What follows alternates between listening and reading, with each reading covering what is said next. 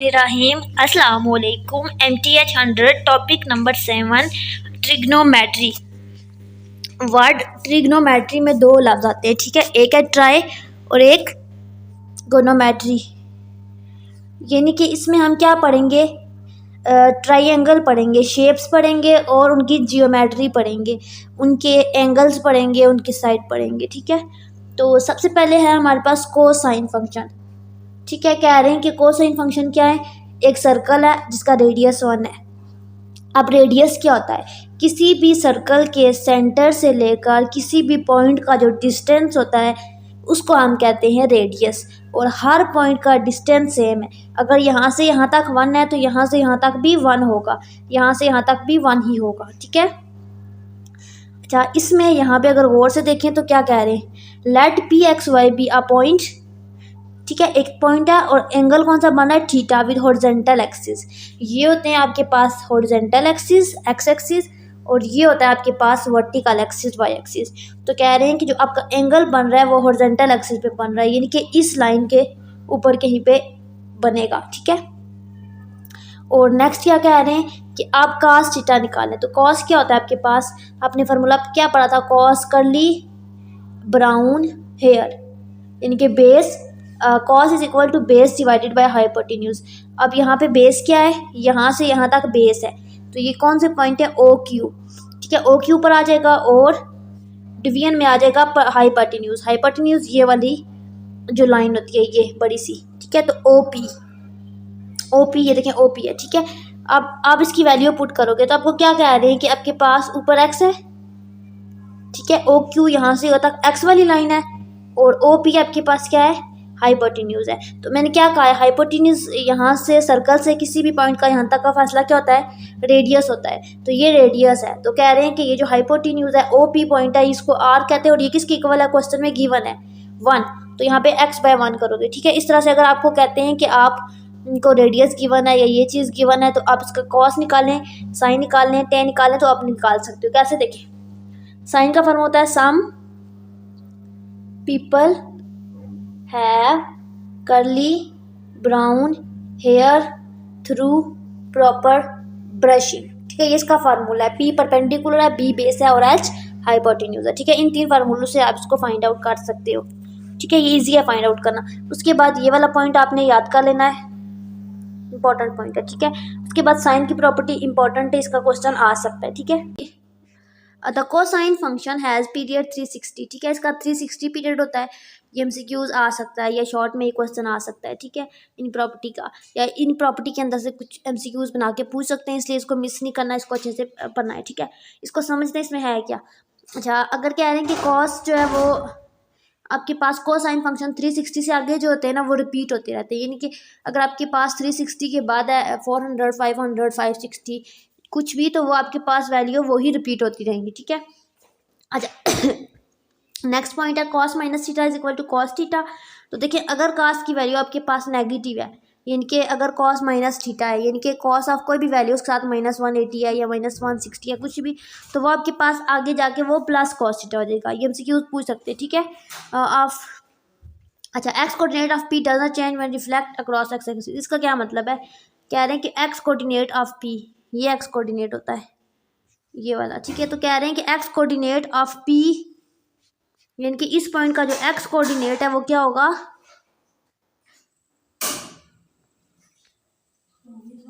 Does not change when we reflect across x axis, ठीक है। कह रहे हैं कि जब एक्स एक्सिस की क्रॉस करेंगे रिफ्लेक्ट तो वो चेंज नहीं होगा, ठीक है। नेक्स्ट क्या कह रहे हैं कि अगर कॉस थीटा है, ठीक है, ये लेट्स सपोज कि कॉस 180 है, ठीक है, उसमें से माइनस करें कोई भी एंगल थीटा, तो वो आपके पास माइनस कॉस थीटा आएगा। लेट्स सपोज कि अगर मैं थीटा ले रही हूँ 240, ठीक है, तो कॉस 180 माइनस थीटा करूँगी तो जो भी वैल्यू आएगी ना उसके साथ माइनस आएगा, cos of minus cos of आ जाएगा, ठीक है। ये प्रॉपर्टी बस आपने रटा लगा लेना है, ये इंपॉर्टेंट प्रॉपर्टी है, ठीक है, ये वाली।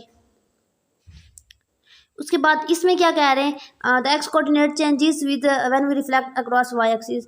अच्छा, कह रहे हैं कि जब हम वाई एक्सिस पे रिफ्लेक्ट करेंगे, ठीक है, वो चेंज नहीं होगा लेकिन दूसरा चेंज होगा। कह रहे हैं कि जब एक्स एक्सिस पे रिफ्लेक्ट करेंगे तो एक्स एक्सिस चेंज नहीं होगा, वाई एक्सिस चेंज हो सकता है, ठीक है। तो यही बात वो बता रहे हैं। अच्छा, कॉस थीटा माइनस 180। अब कह रहे हैं कि अगर हम थीटा को पहले रख लेंगे और दोनों सेम है ऊपर वाले नीचे वाले, ठीक है, थीटा को पहले रखेंगे और 180 को बाद में, तो आपके पास क्या आएगा आंसर, दोनों कंडीशन तभी माइनस कॉस थीटा होगा।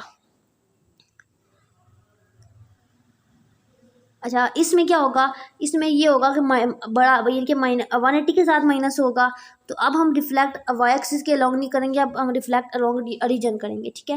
तो ये दोनों पॉइंट में ये डिफरेंस है। अच्छा, cos theta is positive in the first quadrant.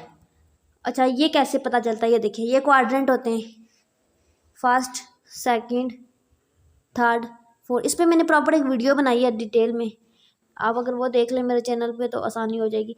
अच्छा, इसमें क्या कह रहे हैं, इसमें होता है ऐड शुगर टू कॉफ़ी, इसका फार्मूला है, यानी कि पहले वाले में आल पॉजिटिव होते हैं, दूसरे वाले में साइन पॉजिटिव होता है, तीसरे वाले में टेन पॉजिटिव होता है और चौथे वाले में कॉस पॉजिटिव होता है।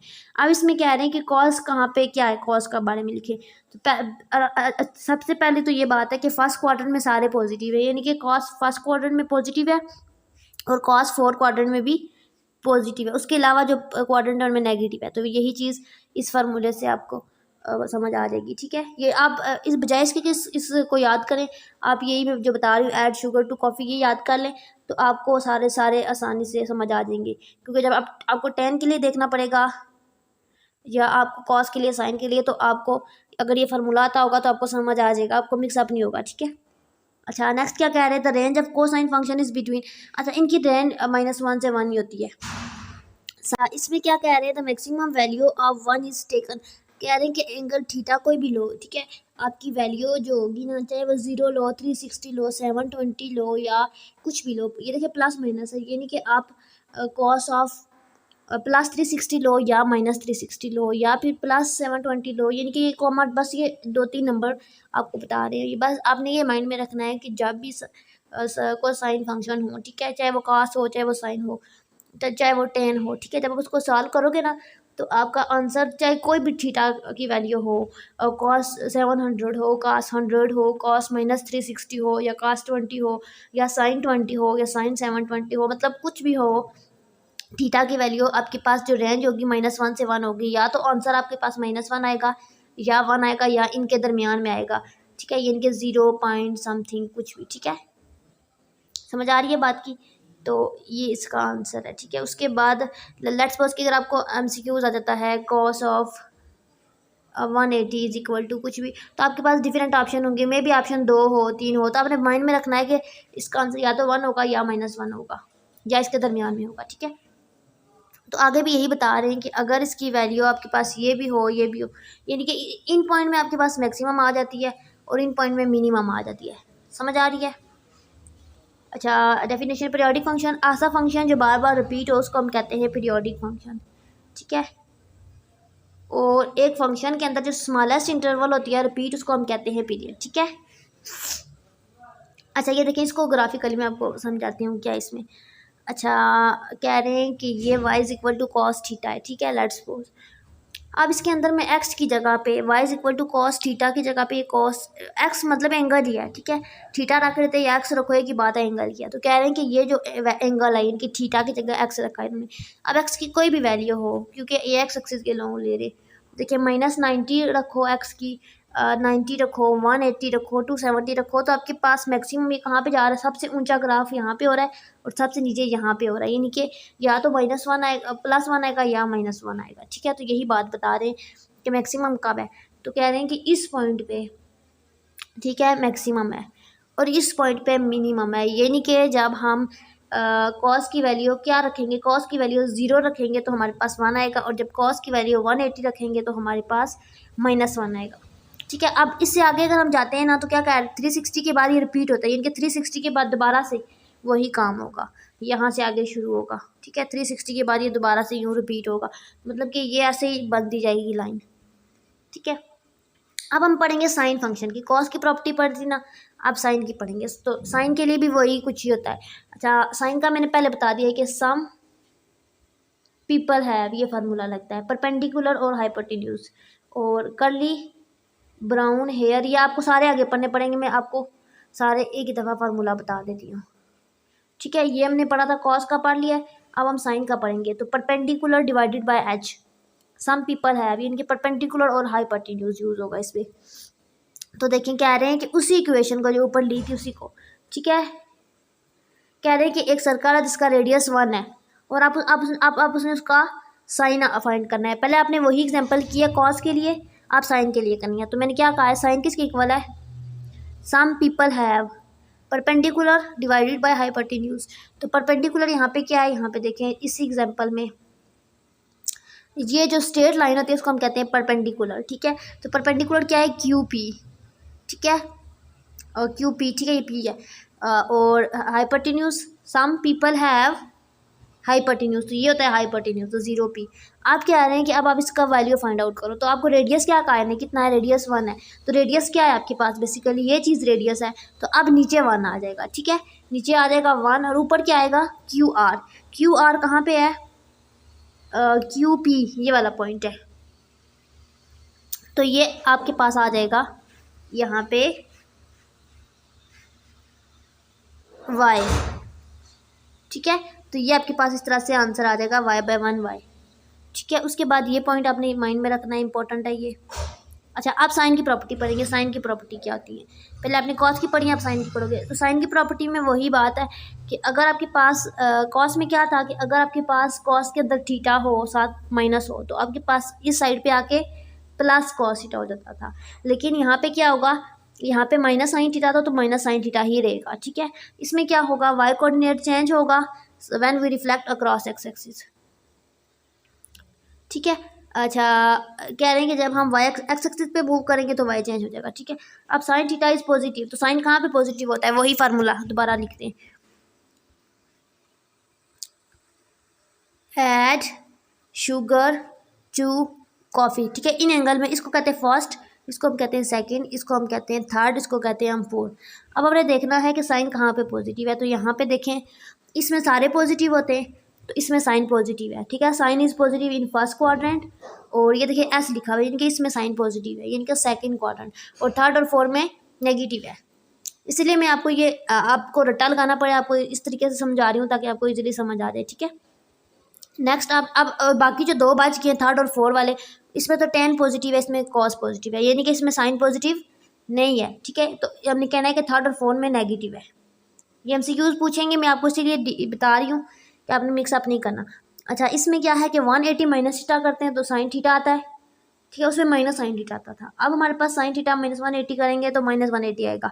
अब इसमें क्या हो रहा था, डज नॉट चेंज, और इसमें अक्रॉस द ओरिजिन, ठीक है। इनमें बिल्कुल माइनर डिफरेंस है, तो आपने क्लियर करना, ये ना हो आप कि ये वही चीज़ है, ठीक है। अच्छा, लाइक द कोसाइन फंक्शन, तो साइन फंक्शन भी पीरियोडिक है। मैंने आपको क्या बताया है, साइन कॉस टेन तीनों पीरियोडिक फंक्शन है, उनकी रेंज -1 से 1 तक ही जाती है। यह बात माइंड में रख लें कि ये वाला जो पॉइंट है ये सारे पॉइंट में आएगा, ठीक है। अच्छा, इसकी प्रॉपर्टी में क्या बता रहे हैं, एक बार रिपीट कर देती हूँ। पहले वाले में बता रहे हैं कि साइन के साथ नेगेटिव हो, चाहे वो कॉस हो टेन हो, साइन नेगेटिव हो तो क्या होगा, अगर बताना है कि किस क्वाड्रेंट में पॉजिटिव है नेगेटिव है ये बताना है, और उसके बाद ये बताना है कि कैसे ये रिफ्लेक्ट करता है 2 पॉइंट के अंदर, और लास्ट में इसकी रेंज बतानी है। तो रेंज सबकी -1 से 1 है। अब आप इसका ग्राफ बनाएंगे तो इसमें देखें सबसे मैक्सिमम आपके पास कहाँ तक जा रही है, ये यहाँ तक जा रहा है मैक्सिमम ग्राफ, और मिनिमम यहाँ तक जा रहा है, यानी कि इसकी रेंज 1 से लेकर -1 तक है। ये देखिए -1 तक है, ठीक है। तो अब आपने देखना है कि किस पॉइंट पे इसकी वैल्यू मैक्सिमम है। तो इसकी वैल्यू कहाँ पे मैक्सिमम है, इस जगह पे ये सबसे ऊंचा है, यानी कि जब हम थीटा को 90 रख रहे हैं, एंगल हम 90 रख रहे हैं, तब हमारे पास मैक्सिमम है। जबकि मिनिमम कब है, जब हम एंगल 270 रख रहे हैं या फिर हम -90 रख रहे हैं, ठीक है। ऑपोजिट है, पहले वाले साइन वाले में यहाँ पे मैक्सिमम था, ठीक है, और 90 पे मिनिमम 180 पे मिनिमम था, यहाँ पे इधर था। लेकिन ये ग्राफ चेंज है, उसका ग्राफ यूँ था, समझ आ रही है, और इसका ग्राफ यूँ है। इसके मैक्सिमम मिनिमम पॉइंट डिफरेंट है, लेकिन रेंज उसकी वही है, -1 से 1 तक ही है, ठीक है। अच्छा, टेंजेंट फंक्शन को कहते हैं टेन फंक्शन। अच्छा, टेन मैंने क्या कहा था, थ्रू प्रॉपर ब्रशिंग, तो इसमें भी आपने ऊपर परपेंडिकुलर वाली वैल्यू लिखनी है, नीचे बेस वाली लिखनी है। तो आपने ऊपर से वो उसी सर्कल को देख के वहाँ से कंपेयर करके ये फाइंड आउट करना है। अब इसकी प्रॉपर्टी देख लेते हैं। तो देखें, जब 10 माइनस थीटा रखते हैं तो माइनस थीटा ही होता है, ठीक है। 10 पॉजिटिव कहाँ पे होता है, तो वही क्वाड्रेंट ड्रा करने करके दिखा देती हूँ। ये क्वाड्रेंट है फर्स्ट, सेकंड, थर्ड, फोर्थ। अच्छा, ऐड शुगर टू कॉफ़ी। अब देखना है साइन किस किस में पॉजिटिव है, 10 किस किस में पॉजिटिव है। तो यहाँ पे देखिए इसमें आल पॉजिटिव है और यहाँ पे टी है, इनके 10 है, तो ये दो यहाँ पे पॉजिटिव है, इनके फर्स्ट और थर्ड में ये पॉजिटिव है और बाकी जो बचेंगे उनमें वो नेगेटिव है, ठीक है। नेक्स्ट वही दो केस -180 का केस हो तो क्या करना है, ये आपने रीड आउट कर लेना है, ठीक है। अच्छा, ये domain of 10 does not include, ठीक है, ये भी पढ़ लेना है। इसमें से एमसीक्यू बहुत ज़्यादा आएंगे, बार बार मैं आपको बता रही हूँ, ठीक है। इसी तरह इसकी रेंज भी वही होती है, ये भी पीरियोडिक है, इसका पीरियड 180 है, ठीक है। ये आपने केस याद करने। अच्छा, नेक्स्ट है ग्राफ ऑफ 10 फंक्शन। तो 10 फंक्शन क्या होता है, इस तरह का इसका ग्राफ होता है। ये भी मैक्सिमम 1 पे जा रहा है, मिनिमम -1 पे जा रहा है, लेकिन इसका ग्राफ इस टाइप का होता है। मतलब आपको अगर ग्राफ आ जाए इस तरह का एमसीक्यूज में ऊपर और आपको कहें कि ये किसका ग्राफ है, तो आपको ये पता होना चाहिए ये 10 का है। और साइन का भी पूछ सकते हैं, कॉस का भी डायग्राम दे देंगे और एमसीक्यूज में ऑप्शन दे देंगे कि कौन सा ग्राफ है। अच्छा, ये बता रहे हैं इसमें वही चीज़ कि जब साइन फंक्शन होता है तो इसका पीरियड क्या होता है, वही इतना। ये सारा आपने ऑड प्रॉपर्टी क्या होती है, इवन प्रॉपर्टी। ऑड यानी कि जिसके साथ माइनस लगता है, इवन यानी कि जिसके साथ प्लस लगता है। तो ये प्रॉपर्टी आपने क्लियर करनी है। वही जो चीज़ें ऊपर एक्सप्लेन किसको आप टेबल में किया, इन्हें तीनों को इकट्ठे करके, ताकि आपको समझ आ जाए, मजीद क्लियर हो जाए, ठीक है। नेक्स्ट है एम्पलीट्यूड। एम्पलीट्यूड क्या होता है, the height from the mean value of the function is maximum और मिनिमम, ठीक है। यानी कि एक फंक्शन किस जगह पे सबसे ऊंची जगह पे है, सबसे कम है, मैक्सिमम कहाँ पे है और मिनिमम कहाँ पे है, ठीक है। उसका मीन निकालना तो आप कहते हैं एम्पलीट्यूड। अब एम्पलीट्यूड यहाँ पे एम्पलीट्यूड ऑफ फंक्शन, ठीक है, किसी भी फंक्शन का एम्पलीट्यूड निकालना है तो a sin bx is a mod, then period is 2 pi by b, ये याद रखना है, 2 pi divided by b। Amplitude of function a b, ठीक है, और ये भी आपने याद करना है। नेक्स्ट चेंजिंग ट्रिग्नोमेट्रिक ग्राफ, बस इसको छोड़ दें।